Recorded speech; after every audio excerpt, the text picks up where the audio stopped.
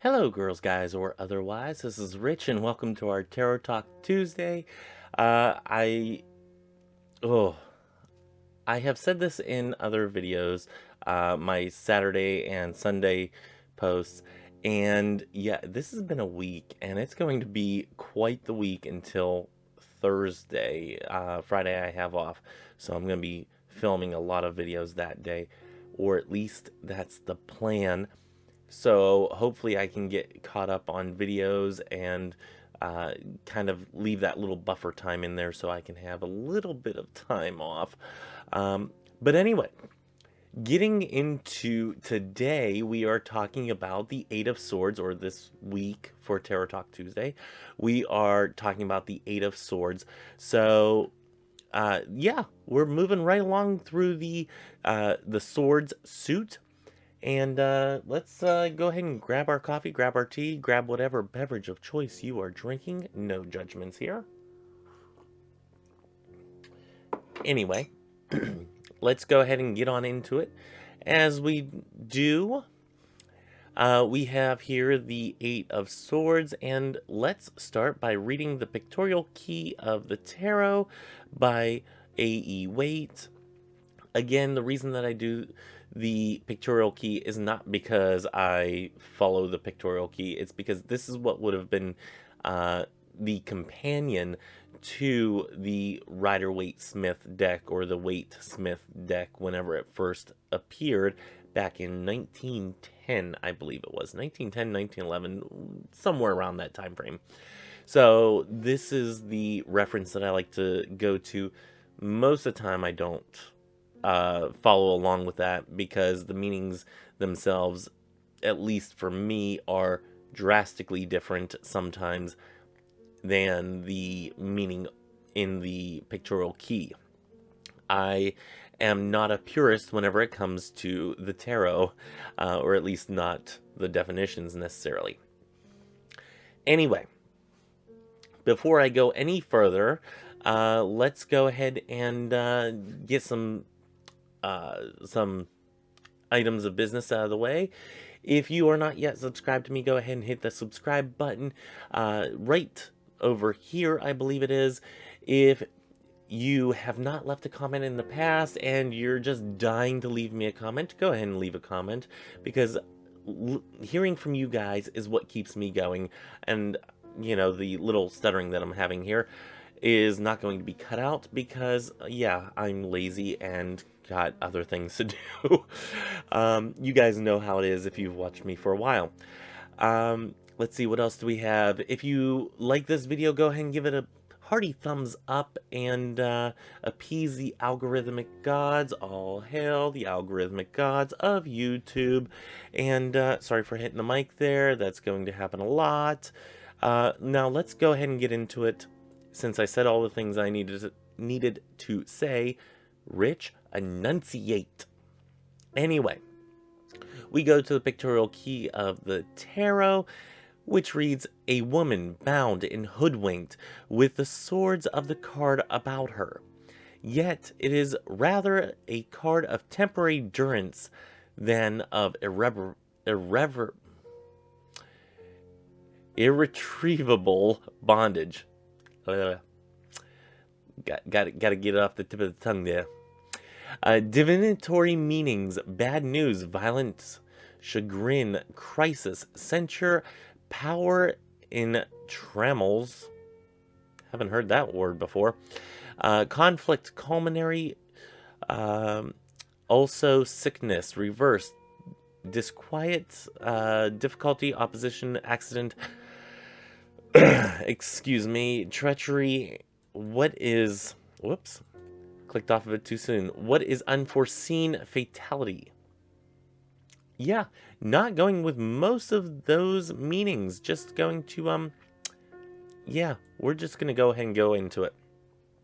So, with that being said, let's go ahead and dissect this card. As you see here, the woman appears to be a woman, and seeing that A.E. Waite calls this individual a woman, I would go ahead and go with that. So, let's dissect. You see that she is surrounded by swords. She is bound and she is blindfolded or hoodwinked. Uh, and there is a castle behind her. Oftentimes, I don't see many references talking about the castle, and I find that interesting. I also don't see many references to her foot positions, and we're going to go ahead and get into some of this stuff here. So let's go ahead and go on into it. First, we're talking about her. Again, you don't see really any struggle here. So she's kind of, just nonchalant standing there. She certainly doesn't look happy that she is in this situation. She doesn't really look scared. It's kind of like she is in a contemplative state, kind of like the Two of Swords that we had before. That individual was also blindfolded. She's wearing a white long tunic, a red long tunic. I'm sorry. I'm thinking of the Two of Swords, who's wearing white, and that probably has significance that I'm not going to go into today. Maybe in the future I will do an expanded version of this. I've actually been meaning to do that for quite a bit of years, and I actually need to get on that. Deciphering every little nuance that I can find in the tarot keys, as they are called. So maybe I will, break that down a little bit more. But I wanted to highlight some other things that I found important. One, again, she is blindfolded. Now, we have seen this in the Two of Swords, like I've already said, where this individual is blindfolded. And with the swords, it is all about, the mind, the mental, the creation aspect in the mind, having things come to fruition through the intellectual process. So she's really kind of in deep contemplation here. You don't really see the scaredness. You don't see that she is terrified or in any way. She's not screaming. She's really kind of content, for lack of a better term. So let's go ahead and look to see what is holding her. These straps, as it appears, looks like that it's wrapped around her, but it's not really like tied to any certain part. It's not like she's tied along the legs. It's not like she has her hands tied and whatnot. We're not seeing any of that. We don't know where the knot is. The theory is that she is holding the ties that bind her. She is in a binding of her own situation. That's many of the theories out there that the tarot community has kind of agreed upon, more or less, is that she is in control here. She can untie herself at any given time and walk freely. Moving on here, I want to discuss what else is around her. These 8 swords. We have 3 on one, 5 on the other. Maybe 3 and 5. 3 being the Trinity aspect of, Maiden, Mother, Crone, Father, Son, Holy Ghost. However you want to think of it. The 3 phases of a human being: childhood, adult, and elderly. These could be those things symbolized. And the 5 is the number of change, possibly meaning that, there were some things that are about to change in the future position. These are just theories that I'm batting around. No concrete proof of any of it, but if it helps you think of things that trigger your memory whenever this card comes up, that's what it's there for. So anyway, the way that it's worded is that these are placed around her. They're kind of in her way. She could try to walk one way or another. She doesn't know where these swords are, so she could get injured, she could get hurt. But if she unties herself and takes off the blindfold, she will see the clear path forward.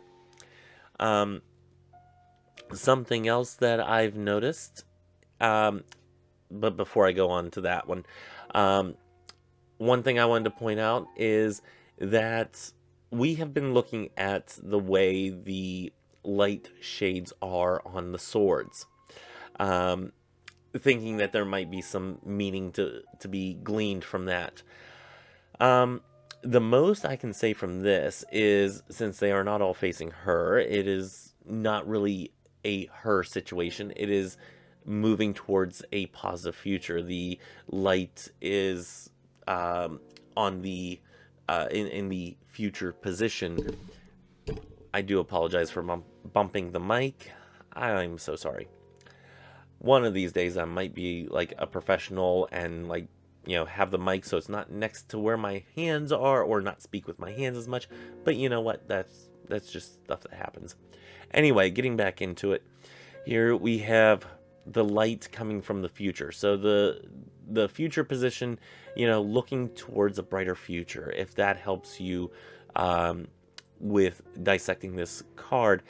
The main thing to note about the 8 swords, in I think every depiction that I've seen the 8 of swords, it is that they are around you, they are surrounding you. However, you have a clear path out.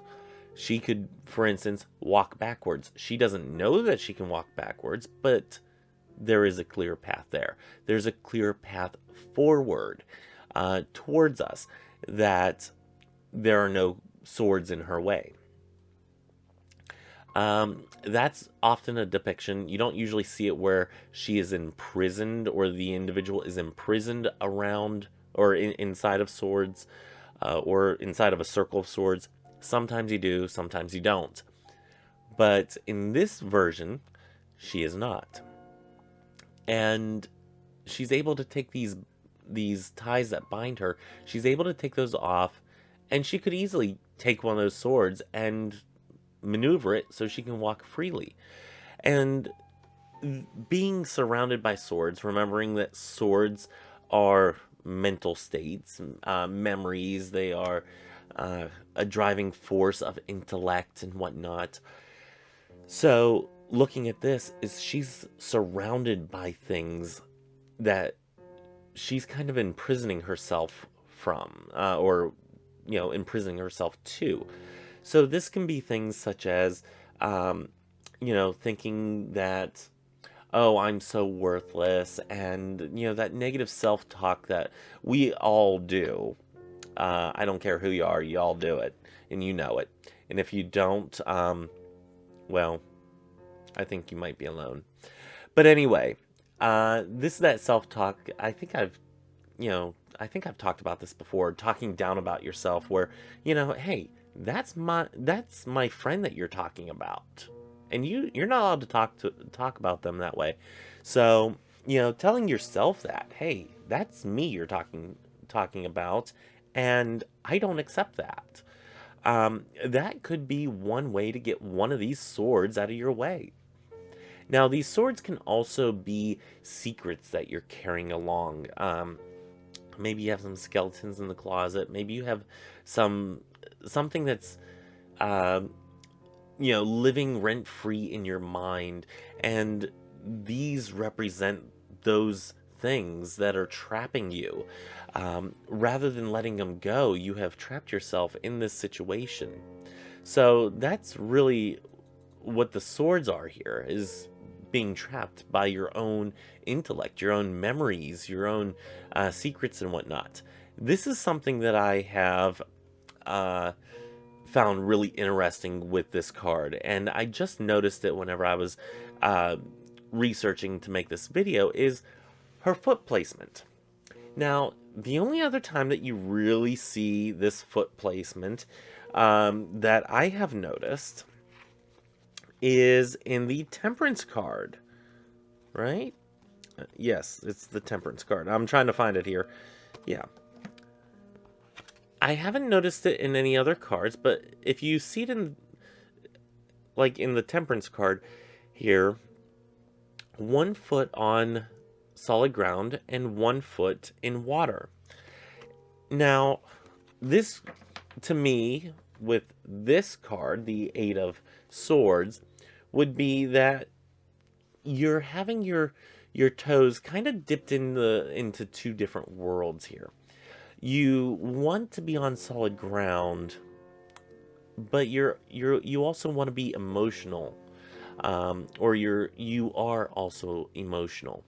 So that's something to think about whenever you're considering this card, and what it means for the individual reading, the certain aspect that it's representing in a reading is what is your steady ground, and what emotions are playing into this that is just aiding and keeping you bound to this spiraling thought process, which is probably the best way to describe this. This is the spiraling thought process of, oh my gosh, this and that. How could I go on? How could I do this? And can I go on and whatnot? Well, there is good news, and I am here to share the good news with you, is that it is possible to go on. Because if you take off the ties that bind, and you take off the blindfold, and you release some of these thought processes of being bound, that are binding you in this cage of swords, you can eventually go to the castle. So we see this castle, and it's not really detailed very much in here. We just see parts of it. It looks like it's built into a mountain. It is a fortress of sorts, and I think this might be a castle that we visit in the future, especially whenever we're looking at the wands, the suit of wands. Um, I think that we end up visiting this castle, and in my mind, that's what we're visiting. But you notice that this castle is built on solid foundation. It's a solid bedrock of a destination. It is a hope for a more comfortable existence. And you don't go to a castle and think of this spacious place that's just dark and dank and whatnot, unless you live in the UK, which apparently that's what castles actually are like. But in our fantasy mind, the castles are opulent, and they are comfortable, and they have all the luxuries of life and whatnot. So in my fantasy mind, that is what a castle would have. It would have everything that I need, everything that makes me comfortable. And releasing yourself from these ties that bind can get you there. So that is, in a nutshell, the Eight of Swords. Now let's talk about reversed, because I do read in reversals, and yeah, apparently it did not come through. Okay, never mind then. I guess I won't have a picture of it in reversed, so never mind on that. However, if this happens to come up in a reversed position, this could mean an intensity. Maybe these are really painful memories, and a little trigger warning for anybody that has suffered an abuse of some sort. I'm going to talk about that here for a minute. Now, I've never experienced a physical abuse, and if this comes up in a reading, this could be something that is trapping you, that you're not really either willing or able to, at least on your own, get past. And I know that PTSD and everything, I got it too, but I know that you can't just say get past it. This is not something that you snap your fingers and it automatically happens. This is going to be a process that you need to go through, and therapy is a great avenue for that. I am an advocate for seeking a therapist. I think everybody should talk to a therapist. Having that moment just about you is really important. It feeds a hunger of, just if you don't have somebody to talk to just get stuff off your chest, even about the person that you talk to on a regular basis. Have a second therapist. Talk to them about the first one. Nothing says you can't. It's your time. Talk to them about what you want to talk about. Now, there are different types of therapy where it's more centralized on a certain topic and dealing with a certain topic and whatnot. So, be that as it may, depending on the therapist or psychiatrist, psychologist that you are talking to. But whenever it comes up in reverse, it could be a harsher underlying issue that you might need to seek further help from or help for. So that's something to consider whenever this comes up in reverse. Is there anything like that in your past that you want to meet head on and in a therapy session or something like that? I know since COVID-19 started, there have been more and more therapists that have actually gone to like Zoom sessions and all that. So they are like doing all kinds of appointments via Zoom and just a regular video chat session. So I really like that. One of the positives that's come out of this pandemic is that that has become an avenue for psychiatrists, psychologists, therapists of all sorts. And if this comes up in reverse, maybe that's something that you need to consider.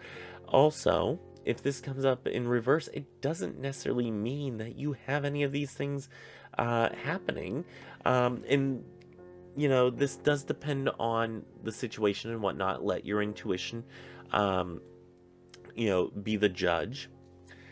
If it comes up in reverse, it could mean the complete opposite. This could mean that, you're letting things go that do not serve you and you're ready to move on.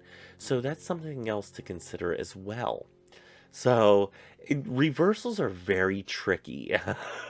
And I think I'm going to have to eventually do a video that, goes towards reversals and talks just mainly about what reversals mean and whatnot. So I think I might have to do that probably whenever we're done with all of the deck. So that'll be a year down the road. So look forward to that one a year from now. Okay. Or maybe if I run out of decks to review, then maybe I will do videos on that. So anyway, that's what I have for the Tarot Talk Tuesday, 8 of Swords.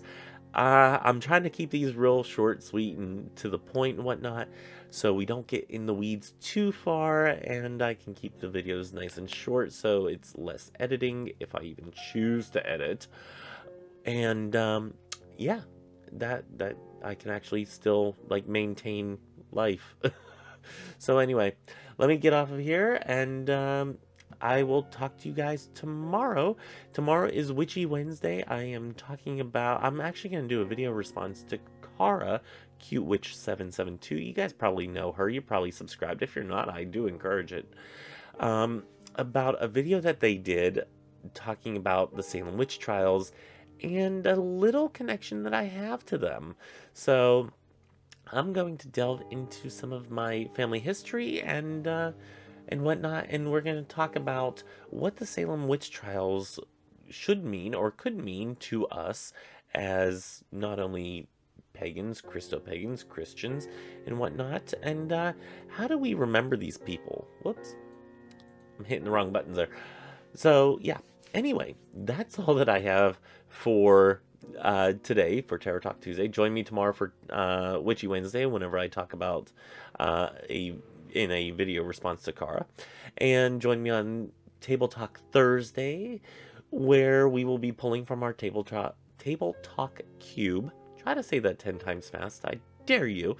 And join me for Saturday, our Witchy Book Club series. We're going through the Inner Temple of Witchcraft, which I have over there. I can't even show it. We're going through chapter 12.